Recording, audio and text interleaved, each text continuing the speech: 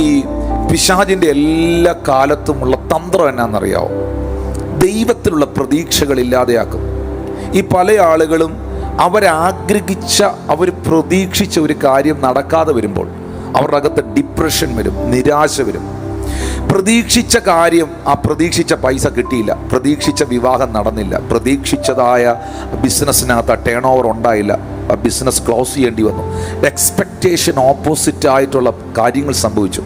അപ്പോൾ അവർക്ക് നിരാശ വരും, ഡിപ്രഷൻ വരും. ആ ഡിപ്രഷൻ വരുമ്പോഴാണ് പലരും ആത്മഹത്യയിലേക്കും തകർച്ചയിലേക്കും പോകുന്നത്.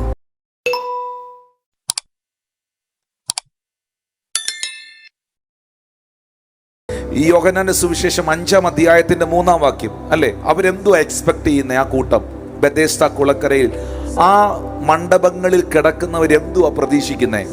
ദേ ആർ എക്സ്പെക്ടിങ് ഹീലിംഗ്. അവർ പ്രതീക്ഷിക്കുന്നത് സൗഖ്യങ്ങളാണ്. അതുകൊണ്ട് അവിടെ എന്ത് സംഭവിക്കുന്നു? അവിടെ സൗഖ്യങ്ങൾ സംഭവിക്കുന്നു. നിങ്ങൾ എന്താണോ ദൈവത്തിൽ നിന്ന് പ്രതീക്ഷിക്കുന്നത്, ആ പ്രതീക്ഷകളെയാണ് ദൈവം അത്ഭുതമാക്കുന്നത്. ഈ പിശാചിൻ്റെ എല്ലാ കാലത്തുമുള്ള തന്ത്രം എന്നാണെന്നറിയാവോ? ദൈവത്തിലുള്ള പ്രതീക്ഷകൾ ഇല്ലാതെയാക്കും. ഈ പല ആളുകളും അവരാഗ്രഹിച്ച, അവർ പ്രതീക്ഷിച്ച ഒരു കാര്യം നടക്കാതെ വരുമ്പോൾ അവരുടെ അകത്ത് ഡിപ്രഷൻ വരും, നിരാശ വരും. പ്രതീക്ഷിച്ച കാര്യം, ആ പ്രതീക്ഷിച്ച പൈസ കിട്ടിയില്ല, പ്രതീക്ഷിച്ച വിവാഹം നടന്നില്ല, പ്രതീക്ഷിച്ചതായ ബിസിനസ്സിനകത്ത് ടേൺ ഓവർ ഉണ്ടായില്ല, ആ ബിസിനസ് ക്ലോസ് ചെയ്യേണ്ടി വന്നു. എക്സ്പെക്റ്റേഷൻ ഓപ്പോസിറ്റ് ആയിട്ടുള്ള കാര്യങ്ങൾ സംഭവിച്ചു. അപ്പോൾ അവർക്ക് നിരാശ വരും, ഡിപ്രഷൻ വരും. ആ ഡിപ്രഷൻ വരുമ്പോഴാണ് പലരും ആത്മഹത്യയിലേക്കും തകർച്ചയിലേക്കും പോകുന്നത്. എന്നാൽ ഞാൻ ഇങ്ങനെ നിങ്ങളോട് പറയാൻ ആഗ്രഹിക്കുന്നു, ഞാൻ യഹോവയെ എല്ലാ കാലത്തും വാഴ്ത്തും. അവൻ്റെ സ്തുതി എപ്പോഴും എൻ്റെ നാവിന്മേലിരിക്കും. മക്കളെ, ഓരോ ദിവസവും എഴുന്നേറ്റിട്ട് പിറുപിറുക്കുന്നവരാകാതെ, ദൈവത്തെ ചോദ്യം ചെയ്യുന്നവരാകാതെ, മക്കളെ നിങ്ങളെല്ലാവരും കർത്താവ് നിങ്ങൾക്ക് ചെയ്ത നന്മകൾക്ക് ഒന്ന് നന്ദി പറഞ്ഞ് ദൈവത്തിനൊന്ന് സ്തോത്രം ചെയ്ത് കർത്താവിനെ ഒന്ന് മഹത്വപ്പെടുത്തിയേ.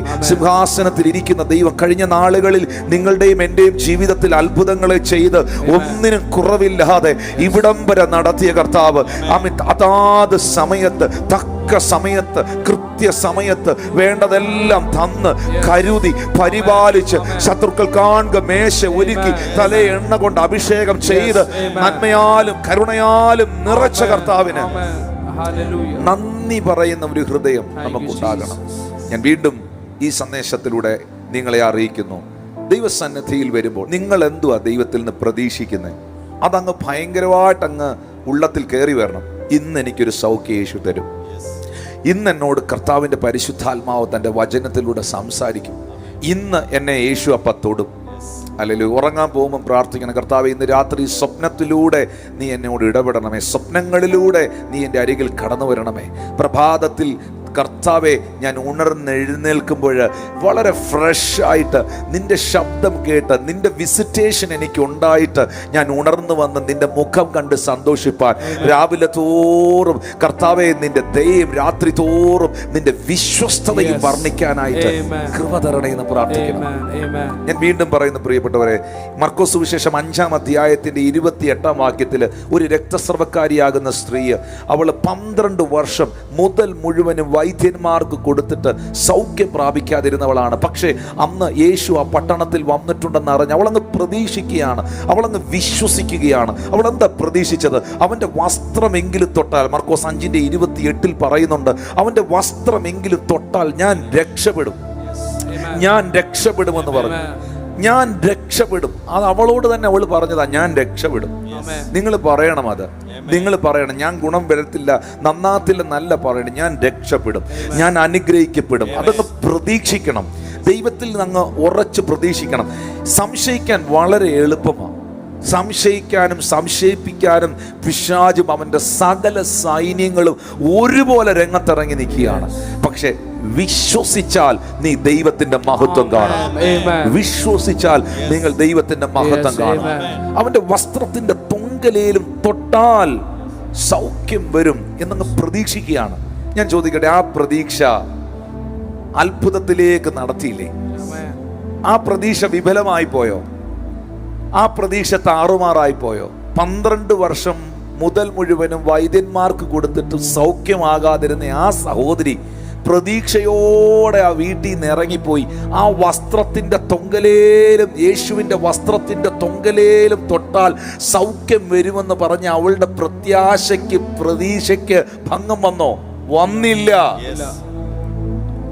ഹല്ലേലൂയ. വേദപുസ്തകത്തില് ലൂക്കോസ് സുവിശേഷം 8-ാം അധ്യായത്തിന്റെ 40-41 വാക്യങ്ങൾ വായിക്കുമ്പോൾ അവിടെ രേഖപ്പെടുത്തിയിട്ടുണ്ട്, യേശു മടങ്ങി വന്നപ്പോൾ പുരുഷാരം അവനെ സന്തോഷത്തോടെ കൈക്കൊണ്ടു. അവരെല്ലാവരും അവനായിട്ട് കാത്തിരിക്കുകയായിരുന്നു. അപ്പോൾ പള്ളിപ്രമാണിയായ യായിറോസ് എന്ന പേരുള്ള മനുഷ്യൻ വന്ന് യേശു കർത്താവിന്റെ കാൽക്കൽ വീണു. അവന് ഏകദേശം 12 വയസ്സുള്ള ഏകജാതയായ ഒരു മകൾ ഉണ്ടായിരുന്നു. അവൾ മരിപ്പാറായതുകൊണ്ട് തൻ്റെ വീട്ടിൽ വരണമെന്ന് അവനോട് അപേക്ഷിച്ചു. പ്രിയപ്പെട്ടവരെ, നമുക്കറിയാം ഈ സമയത്ത് അടുത്ത വാക്യത്തിൽ നമുക്ക് കാണാൻ കഴിയുന്നുണ്ട്, യായിറോസിന്റെ വീട്ടിൽ നിന്ന് ആളുകൾ വന്നിട്ട് പറയുകയാണ്, നിന്റെ മകൾ മരിച്ചുപോയി, ഗുരുവിനെ ഇനി പ്രയാസപ്പെടുത്തേണ്ട. അടുത്ത വാക്യത്തിൽ നമുക്ക് കാണാൻ കഴിയുന്നുണ്ട്, യേശു ആ വാക്കിനെ കാര്യമാക്കാതെ ഭയപ്പെടേണ്ട, വിശ്വസിക്കുക മാത്രം ചെയ്യുക, എന്നാൽ അവൾ രക്ഷപ്പെടും എന്നവനോട് ഉത്തരം പറഞ്ഞു. രക്ഷപ്പെട്ടോ? രക്ഷപ്പെട്ടില്ലേ? ആ മരിച്ചുപോയ കുഞ്ഞിനെ യേശു കർത്താവ് ഉയർപ്പിച്ചില്ലേ? അത്ഭുതം നടന്നില്ലേ? യായിറോസിന്റെ കാത്തിരിപ്പ് വിഫലമായോ? യായിറോസിന്റെ കാത്തിരിപ്പ് പരാജയമായോ? ഇല്ല. യായിറോസിന്റെ കാത്തിരിപ്പ് പരാജയമായില്ലെങ്കിൽ, 12 വർഷം രക്തസ്രവക്കാരി സ്ത്രീയുടെ കാത്തിരിപ്പ് പരാജയമായില്ലെങ്കിൽ, 18 വർഷം കൂനയായ സ്ത്രീയുടെ കാത്തിരിപ്പ് പരാജയമായില്ലെങ്കിൽ, ബെഥസ്ദയുടെ കുളക്കരയിൽ കിടന്ന 38 വർഷം സൗഖ്യം കാത്തിരുന്നവന്റെ കാത്തിരിപ്പ് പരാജയമായില്ലെങ്കിൽ, അത് അത്ഭുതമായെങ്കിൽ, ദൈവത്തെയും ദൈവത്തിന്റെ പ്രവൃത്തിയെയും കാത്തിരിക്കുന്ന നിങ്ങളുടെ ജീവിതത്തിലും സ്വർഗത്തിലെ ദൈവം ഒരു അത്ഭുതം ചെയ്യും. ഒരിക്കലും നമ്മുടെ എക്സ്പെക്ടേഷൻ, ദൈവത്തിലുള്ള നമ്മുടെ പ്രതീക്ഷ നഷ്ടപ്പെടരുത്. ഞാൻ വീണ്ടും ആ പ്രിയ മകളോട്, മകനോട് ദൈവവചനത്തിൽ നിന്ന് അറിയിക്കുന്നു, മോനെ, മോളെ, സഹോദര, സഹോദരി, പ്രിയ അമ്മേ, പ്രിയ പിതാവേ, ദൈവത്തിലുള്ള നിങ്ങളുടെ പ്രതീക്ഷ ഒരിക്കലും നഷ്ടപ്പെടരുത്. ഇപ്പോൾ ഹോസ്പിറ്റലിലായിരിക്കുന്ന, രോഗക്കിടക്കയിലായിരിക്കുന്ന ആ വ്യക്തിയോടുള്ള ബന്ധത്തിൽ ഡോക്ടർമാരെപ്പോഴും ചിലപ്പോൾ പറയുന്ന കാര്യമാണ്, സീരിയസ് ആണ്, പ്രതീക്ഷയ്ക്ക് വകയില്ല. ഡോക്ടർമാർ ഒരു പക്ഷേ പ്രതീക്ഷയ്ക്ക് വകയില്ലെന്ന് അവർ പറയുന്നത് ശരിയായിരിക്കാം, അങ്ങനെയായിരിക്കാം. പക്ഷേ ദൈവസന്നിധിയിൽ പ്രതീക്ഷിക്കുന്നെങ്കിൽ, വൈദ്യശാസ്ത്രം പ്രതീക്ഷയ്ക്ക് വകയില്ലെന്ന് പറഞ്ഞതിനകത്തും യേശു അത്ഭുതം ചെയ്തിട്ടുണ്ട്. നിങ്ങൾക്ക് എത്ര കേസ് അറിയാം? എനിക്ക് ഒത്തിരി പേരുടെ ജീവിതാനുഭവങ്ങൾ ഞാൻ കേട്ടിട്ടുണ്ട്, ഒരുപാട് പേരുടെ കേസ് കേട്ടിട്ടുണ്ട്. ഹല്ലേലൂയ. എത്രയോ സാക്ഷ്യങ്ങൾ ഈ പ്ലാറ്റ്ഫോമിൽ ആ നിലകളിലുള്ളത് വന്ന് പറഞ്ഞിട്ടുണ്ട്. അവരിന്ന് ആയുസ്സോടെ, ആരോഗ്യത്തോടെ ഇരുന്ന് കർത്താവിനെ മഹത്വപ്പെടുത്തുന്നു. 22 വർഷം മക്കളില്ലാത്തവർ, 28 വർഷം മക്കളില്ലാത്തവർ, ഇനി തലമുറകൾ ഉണ്ടാകത്തില്ല എന്ന് ഡോക്ടർമാർ വിധി എഴുതി എല്ലാ ട്രീറ്റ്മെന്റുകളും അവസാനിപ്പിച്ച ദമ്പതികൾക്ക്, കുടുംബങ്ങൾക്ക് യേശു അപ്പ, അബ്രഹാമിന്റെയും സാറായുടെയും ദൈവം, എലിസബത്തിന്റെയും സക്കറിയാവിന്റെയും ദൈവം, ലേയുടെ ദൈവം, ഹല്ലേലൂയ, അത്ഭുതത്തെ ചെയ്തിട്ടുണ്ട്. ഹന്നായുടെ ദൈവം അത്ഭുതത്തെ ചെയ്തിട്ടുണ്ട്. പ്രതീക്ഷിക്കുക, പ്രതീക്ഷ പോകരുത്. നിങ്ങളുടെ വീട്ടിൽ ദൈവത്തിന്റെ പ്രവൃത്തി വെളിപ്പെടും. 2, എപ്പോഴും ഈ ദൈവത്തിലുള്ള പ്രതീക്ഷയാണ് ആത്മീക അന്തരീക്ഷങ്ങളെ ഉണ്ടാക്കുന്നത്. ഹല്ലേലൂയ. സ്പിരിച്വൽ അറ്റ്മോസ്ഫിയർ ഉണ്ടാക്കുന്നത്.